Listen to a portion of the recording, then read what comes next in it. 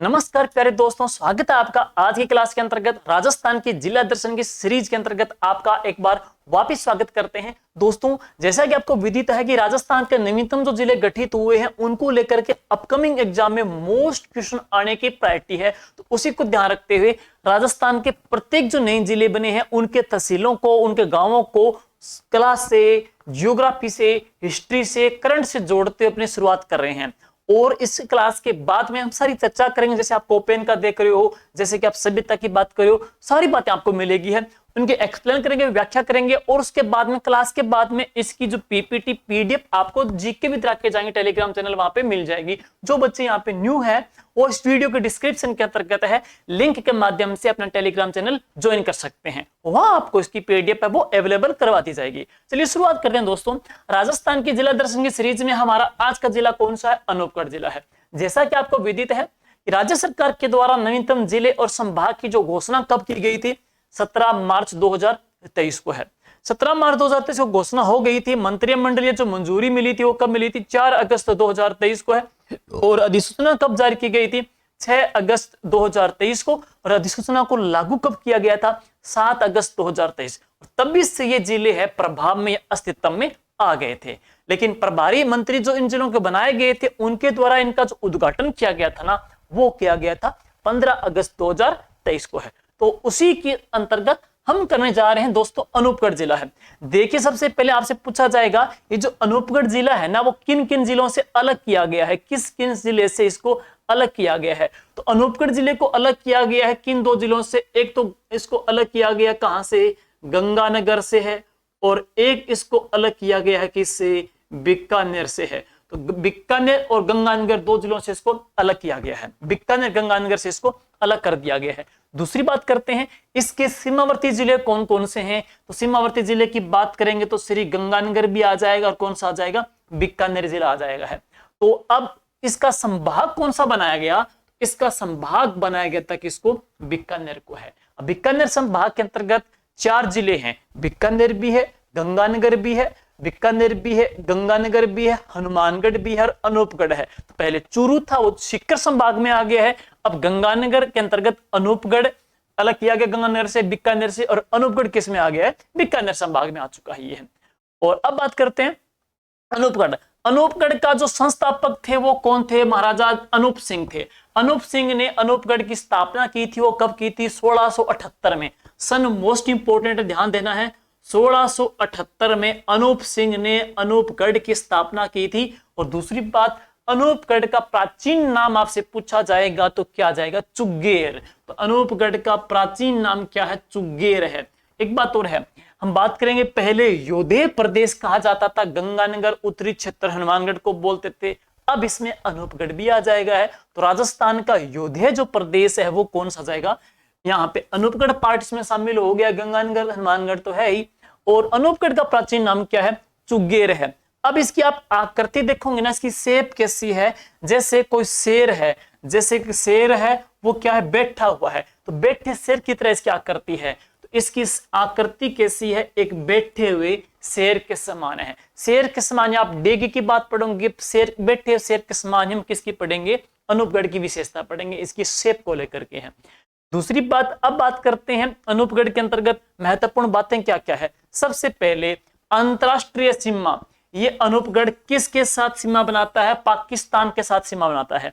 देखिए दोस्तों, पाकिस्तान के साथ सीमा बनाने वाले जिलों की बात करेंगे तो गंगानगर, अनूपगढ़, बीकानेर, जैसलमेर और कौन सा? बाड़मेर है। ये जिले आते हैं। पहली बात, इससे पहले की बात करते हैं, अंतरराष्ट्रीय सीमा के नजदीक जिला मुख्यालय किसका था? गंगानगर का है। अब अंतरराष्ट्रीय सीमा के नजदीक जिला मुख्यालय किसका आ जाएगा? अनूपगढ़ का आ जाएगा। ये चेंजिंग है। तो ये पाकिस्तान के साथ अंतरराष्ट्रीय जो रेखा है उसको स्पर्श करता है, उसके ऊपर स्थित है, उसके सबसे नजदीक जिला मुख्यालय भी है। दूसरी बात है, राजस्थान की एक महत्वपूर्ण जो नदी है, कौन सी? घग्गर नदी है। तो राजस्थान की एक महत्वपूर्ण नदी पढ़ते हैं, वह कौन सी? घग्गर नदी है। ये देखिएगा, एक महत्वपूर्ण नदी की बात करेंगे तो कौन सी आएगी? घग्गर नदी है। घग्गर नदी। अब घग्गर जो नदी है ये आप सारे ही पढ़ा होगा आपने। इस नदी का जो उद्गम होता है वह होता है शिवालिक कालका की पहाड़ियों से। शिवालिक कालका की पहाड़ियों से इसका उद्गम होता है, शिवालिक कालका की पहाड़ियों से है। वहां से निकलने के पश्चात में हम बात करेंगे, ये आती है कहां पर, पंजाब के, हरियाणा के अंतर्गत आती है, पंजाब के अंतर्गत आती है, राजस्थान। राजस्थान की बात करते हैं तो राजस्थान में इसका जो प्रवेश होता है तो वो कहां से होता है, तलवाड़ा गांव से होता है, जो कौन सी तहसील के अंतर्गत है, टिब्बी तहसील के तलवाड़ा गांव से होता है। और इसी नदी के किनारे हनुमानगढ़ का, इसी नदी के किनारे हनुमानगढ़ का हम बात करेंगे, एक दुर्ग स्थित है, वह कौन सा है, भटनेर किला है, इसी के किनारे स्थित आ जाता है। इसी नदी के किनारे एक यहाँ पर सभ्यता विकसित हुई थी, और वह सभ्यता कौन सी है, कालीबंगा सभ्यता विकसित हुई थी, कालीबंगा सभ्यता भी विकसित हुई। अब इसके पश्चात में यह आती है श्री गंगानगर के अंतर्गत है। श्री गंगानगर की बात करेंगे तो श्री गंगानगर के अंतर्गत हम बात करेंगे तो श्री गंगानगर जिले के अंतर्गत आती है, और इसी नदी के किनारे ही यहाँ पर श्री गंगानगर के अंतर्गत है सूरतगढ़ शहर स्थित है, वो आ जाता है। गंगानगर के बाद में जैसे ये एग्जिट होती है तो ये आती है अब कौन से जिले के अंतर्गत, अनूपगढ़ में है, अनूपगढ़ के अंतर्गत आती है। और अनूपगढ़ का बिल्कुल 0 पॉइंट लास्ट जो गांव जहां से ये पाकिस्तान में चली जाती है तो वह कौन सा है, बिंजोर है। तो राजस्थान में घग्गर की जो एंट्री हुई थी, राजस्थान में घग्गर की एंट्री हुई थी कहां से, तलवाड़ा से है। राजस्थान में घग्गर का जो एग्जिट पॉइंट है तो वह कौन सा जाता है, बिंजोर आ जाता है। बिंजोर अनूपगढ़ का एक गांव है। खास बात क्या है कि इस गांव में मजार बनी हुई है, किसकी, लैला और मजनू की मजार बनी है, और जहां पर मेला लगता है कौन से महीने में, 15 जून को मेला लगता है। राजस्थान की एकमात्र अंतरराष्ट्रीय जो नदी है, अंतरराष्ट्रीय सीमा बनाती है, अंतरराष्ट्रीय जो नदी है तो वह कौन सी जाती है, घग्गर नदी है। 100 किलोमीटर लंबाई है। अपर प्रणाली पढ़ेंगे, लेकिन घग्गर में अब 3 जिले आ जाएंगे है, एक हनुमानगढ़, दूसरा कौन सा, सूरतगढ़ आता है किस जिले में, श्री गंगानगर में आता है, और तीसरा जो हम पढ़ेंगे तो कौन सा जाएगा, अनूपगढ़ आ जाएगा है। और एक बात और, इन जिलों के अंतर्गत, राजस्थान के अंतर्गत इस नदी का जो बहाव क्षेत्र है उसको नाली कहते हैं। जैसे ही पाकिस्तान में जाती है, पाकिस्तान के फोर्टवास में जाती है, तो पाकिस्तान में इस नदी का प्रवाह क्षेत्र कहलाता है हकरा। तो पाकिस्तान में इसको हकरा कहते हैं, राजस्थान में इसको नाली कहते हैं, पंजाब में इसको चित्तांग भी कहा जाता है। इसके सारे नाम आ जाते हैं, सारे इसकी विशेषता है भाई। तो यह एक हमने पढ़ी लिया नदी को लेकर के। नेक्स्ट है इंदिरा गांधी नहर है। देखिए दोस्तों, इंदिरा गांधी जो नहर है, IGNP, इंदिरा गांधी नहर की जो ब्रांच पढ़ते हैं, इंदिरा गांधी नहर की शाखा पढ़ेंगे ना, IGNP की है। इंदिरा गांधी नहर की शाखा पढ़ते हैं तब एक तो आती है कौन सी, रावतसर शाखा आती है, हनुमानगढ़ के अंतर्गत है, रावतसर शाखा आती है। फिर हम पढ़ते हैं सूरतगढ़ शाखा आती है, सूरतगढ़ शाखा, ये श्री गंगानगर के अंतर्गत है। और फिर आती है एक शाखा और, वह कौन सी आती है, अनूपगढ़ शाखा है। तो कौन सी, अनूपगढ़ शाखा है। तो IGNP इंदिरा गांधी जो नहर है, इंदिरा गांधी नहर की बात करेंगे तो ये अब आ जाएगी। इंदिरा गांधी नहर के अंतर्गत अनूपगढ़ जिला भी आ गया है, और अनूपगढ़ के अंतर्गत जो ब्रांच पढ़ते हैं तो वह कौन सी आ जाती है, अनूपगढ़ शाखा इसके अंतर्गत आ जाती है, IGNP के अंतर्गत है। आगे पुगल भी है, दंतौर भी है, बरसलवाड़ा भी है, चारणवाला शाखा भी है, बिरबल शाखा भी है, सागरमल गोपा शाखा भी है, बीकानेर जैसलमेर, आगे आगे वहां पे कभी अफवाह प्रणाली पढ़ाएंगे आपको, सिंचाई परियोजना है वहां पे करवा दी जाएगी है। तो अनूपगढ़ के अंतर्गत अनूपगढ़ शाखा आ जाएगी, जो कि IGNP की एक ब्रांच आ जाती है। दूसरी बात है गंग नहर, श्री गंगानगर की जो लाइफ लाइन कहा जाता है, कौन सी नहर को, गंग नहर को। श्री गंगानगर की जो लाइफ लाइन है भाई, वह कौन सी है, गंग नहर है। तो गंग जो नहर है, पहले उसमें श्री गंगानगर जिला ही था, अब इसमें अनूपगढ़ जिला भी आ जाएगा है।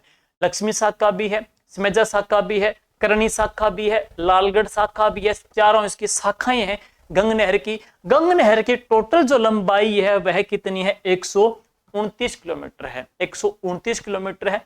और इसमें अब गंगानगर के साथ अनूपगढ़ भी आ जाएगा, जो अपडेट करना है आपको, पहले गंगानगर था, ये है। इंदिरा गांधी की अनूपगढ़ जो शाखा अनूपगढ़ के अंतर्गत आ जाएगी, ये ऐड करना है। अब है यहाँ पे जेतसर कृषि फार्म, जेतसर कृषि फार्म, कनाडा के सहयोग से 1962 में स्थापित है। देखिए भाई, यहां की हम बात करते हैं कृषि फार्म की, तो ये देख लीजिएगा कृषि फार्म यहाँ पे है, कृषि फार्म, कृषि राज्य फार्म है, कृषि राज्य फार्म।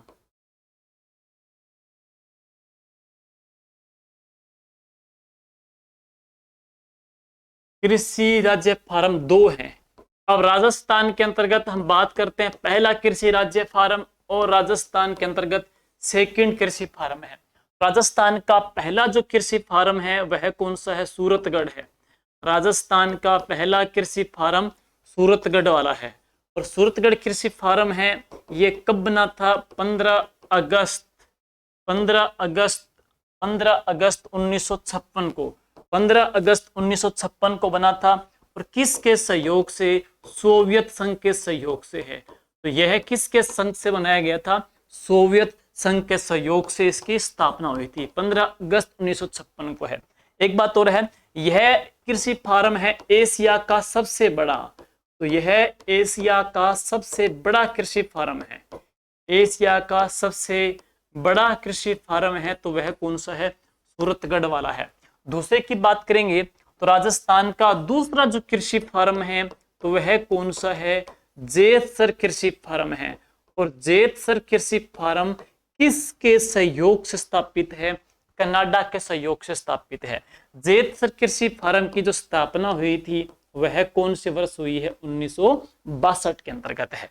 तो दो यहाँ पे कृषि फार्म है, गंगानगर जिले के अंतर्गत बात करते हैं। अब अलग कर दिया गया किसको? अनूपगढ़ को। तो अब जो जेतसर वाला है ना, ये किस में आ गया है? अब ये कृषि फार्म अनूपगढ़ में आ चुका है। जेतसर वाला अब अनूपगढ़ में आ चुका है। और सूरतगढ़ वाला हम पढ़ेंगे तो ये किस जिले के अंतर्गत आ गया है? श्री गंगानगर के अंतर्गत आ गया है। ये दोनों में चेंजिंग रहती है। नेक्स्ट इसके बाद आगे देखते हैं वापिस। तो ये हो चुका है कृषि फार्म के बाद। राजस्थान में कोपेन के कौन से कोड में अब आएगा? तो देखिएगा, कोपेन के अपने कोड की बात करेंगे तो कोपेन के कौन से कोड के अंतर्गत इस जिले को हम रखेंगे है? कोपेन के अंतर्गत है। तो ये सुनिए, राजस्थान के अंतर्गत है कोपेन ने हम बात करते हैं राजस्थान के अंतर्गत। तो विशेष तौर पे जो जिले हैं तो कौन से? जैसलमेर जिला पहले की बात करूं मैं, फिर कौन सा? बीकानेर जिला, फिर कौन सा? गंगानगर जिला, और फिर कौन सा? हनुमानगढ़ जिला है। कोपेन ने इनको एक कोड वर्ड दिया था BWHW। अब इसमें हम एक और ऐड कर देंगे और वह कौन सा आ जाएगा? अनूपगढ़ है। तो अब पेपर में आ जाए कि अनूपगढ़ है वो कोपेन के कौन से कोड में आता है? तो कोपेन के BWHW कोड के अंतर्गत आता है, कोपेन के। लेकिन पहले कोपेन के जलवायु के सांकेतिक कोड थे BWHW, उसके अंतर्गत जो प्रतिनिधित्व जो जिला था ना वह तो कौन सा था? बीकानेर। लेकिन अभी तक इसकी कंडीशन या क्लियर हुआ नहीं है कि इसका रिप्रेजेंट कौन सा करेगा, वो बाद में अभी तक डेटा आएंगे तो पता चलेगा। लेकिन अभी तक बात करते हैं तो BWHW के अंतर्गत आपका अनूपगढ़ भी इसके अंतर्गत शामिल हो गया है। ठीक है, नेक्स्ट हम बात करते हैं आगे। तो अंतरराष्ट्रीय नदी, नहर, जेतसर, कोपेन का हमने पढ़ी लिया है। अब बात करते हैं अनूपगढ़ के अंतर्गत है गुरुद्वारा बुड्ढा जोड़ा। भाई बहुत ही महत्वपूर्ण है, बहुत ही महत्वपूर्ण। सुनिए जरा, यहाँ पे गुरुद्वारा है, गुरुद्वारा बुड्ढा जोड़ गुरुद्वारा है। ये गुरुद्वारा कौन से गांव में है? भाई ये गुरुद्वारा है डाबला गांव के अंतर्गत है। देखो राजस्थान में है, हम बात करते हैं खेतड़ी, सिंघाना, डाबला, वो राजस्थान के खनी क्षेत्र के आ जाते हैं, खनी क्षेत्र। ये डाबला अलग है। ये जो डाबला पड़ता है ना, ये डाबला है कहां पर? ये आता है रायसिनगर के अंतर्गत आता है, रायसिनगर तहसील के अंतर्गत आता है। डाबला आता है रायसिनगर तहसील के अंतर्गत आता है, डाबला आता है। और ये जो गुरुद्वारा है, इस गुरुद्वारे को राजस्थान का हरमंदिर साहिब गुरुद्वारा कहते हैं। एक ऐसी मान्यता, ये ऐसा किंवदंती प्रचलित है कि अमृतसर साहिब गुरुद्वारे के बाद में सर्वाधिक जो मान्यता है वो किस गुरुद्वारे की है? तो गुरुद्वारा बुड्ढा जोड़ की है। अमृतसर साहिब गुरुद्वारे के बाद में सर्वाधिक मान्यता है वो इसी गुरुद्वारे की मानी जाती है। और इस गुरुद्वारे का निर्माण बाबा फतेह सिंह जी के द्वारा 1954 में करवाया गया था। 1954 में गुरुद्वारा बनवाया गया था। और यहाँ का जो मेला लगता है वो लगता है हरियाली अमावस को। हरियाली अमावस आती है सावन के अमावस्या को है। डिग्गीपुरी के राजा कल्याण जी का मेला है, मांगलियावास के कलवृक्ष का मेला है और गुरुद्वारा बुड्ढा जोहड़ का मेला है। ये तीनों जो बड़े बड़े मेले हैं हरियाली अमावस्या को ही बरते हैं। विजय सिंह पथिक के द्वारा ऊपरमाल जो पंच बोर्ड बनाई गई थी वो भी हरियाली अमावस्या को बनाई गई थी है। तो गुरुद्वारा बुड्ढा जोड़ राजस्थान का हरमंदिर साहिब गुरुद्वारा बाबा फतेह सिंह ने बनाया, 1954 में बनाया। मेला कब बरता है? सावन की अमावस्या को इसका मेले का आयोजन होता है। तो ये बातें भी आगे कवर हो चुकी है। अब बात करते हैं यहाँ रायसिनगर के अंतर्गत है। रायसिनगर के अंतर्गत एक घटना हुई थी और वह कौन सी है? शहीद बिरबल कांड की है। शहीद बिरबल कांड की है। सुनिए इनको लेकर के 30 जून 1946 की बात है। शहीद बिरबल कांड देखिए भाई, शहीद जो बिरबल कांड है इसकी बात करेंगे तो ये मैटर है कौन से प्रजामंडल से? ये मैटर है आपकी बीकानेर प्रजामंडल से। ये सुनिएगा, बीकानेर प्रजामंडल। बीकानेर प्रजामंडल की बात करते हैं तो यहां के शासक कौन? शार्दुल सिंह के द्वारा। शार्दुल सिंह के द्वारा बीकानेर जो प्रजा परिषद है, शार्दुल सिंह के द्वारा बीकानेर की जो प्रजा परिषद है उनके कार्यकर्ताओं की बीकानेर आगमन के ऊपर या बीकानेर में धरना प्रदर्शन के ऊपर क्या कर दी? रोक लगा दी गई थी। बीकानेर प्रजा परिषद है। बीकानेर जो प्रजा परिषद है दोस्तों, ये रघुवर दास गोयल ने बनाई थी। रीट के अंतर्गत ये प्रश्न आया भी था जिसके ऊपर काफी डाउट लगे थे, बच्चों ने बोला भी था। ये बीकानेर जो प्रजा परिषद है इसकी स्थापना रघुवर दास गोयल ने की थी है। तो ये प्रजामंडल की मांग करे थे और यहाँ के शासक कौन थे? शार्दुल सिंह ने बीकानेर प्रजामंडल के जो कार्यकर्ता है उनको बीकानेर में आने पर रोक लगा दी। तो सारे कार्यकर्ता गए थे कहां पे? रायसेनगर में है। सारे कार्यकर्ता आ गए थे कहां पर? रायसेनगर में आ गए थे। रायसेनगर में आ गए थे। रायसेनगर पहले गंगानगर तहसील थी, अब आगे अनूपगढ़ के अंतर्गत है। रायसेनगर में सारे कार्यकर्ता यहाँ पे इकट्ठे हो गए थे। सारे कार्यकर्ता यहाँ पे इकट्ठे हो गए थे और प्रजामंडल की जो मीटिंग ले रहा था ना, वह कौन ले रहे थे? सत्यनारायण है। सत्यनारायण की अध्यक्षता में यहाँ पे मीटिंग हो रही थी। प्रजामंडल कार्यकर्ताओं की यहाँ पे मीटिंग हो रही थी। और ये डेट कब की है भाई? ये जो डेट है वो है 30 जून 1946 की है। 30 जून 1946 की बात है। तो बीकानेर के शार्दुल सिंह सूचना मिली कि बहुत सारे कार्यकर्ताओं का हुजूम उमड़ा है जो प्रजामंडल की मांग कर रहे हैं। तो उनको तितर बितर करने के लिए, खदेड़ने के लिए इन्होंने अपने सैनिक, अपने सिपाही यहाँ पे भेजे। कहते हैं उनकी जो लाठी चार्ज हुई थी या गोली चार्ज हुआ था, उस गोली चार्ज के अंतर्गत यहां का एक युवक, नाम था बिरबल ढालिया। यहां का एक युवक बिरबल ढालिया है, वो इनकी गोली चार्ज से यहां पे शहीद हो गया था। बस बिरबल जो दिवस है वो इन्हीं से जुड़ा हुआ है। तो प्रश्न ये बना पूछा था पटवार एग्जाम 2016 के मेंस के अंतर्गत कि बिरबल दिवस का संबंध किस प्रजामंडल से? बीकानेर प्रजामंडल से आ जाता है।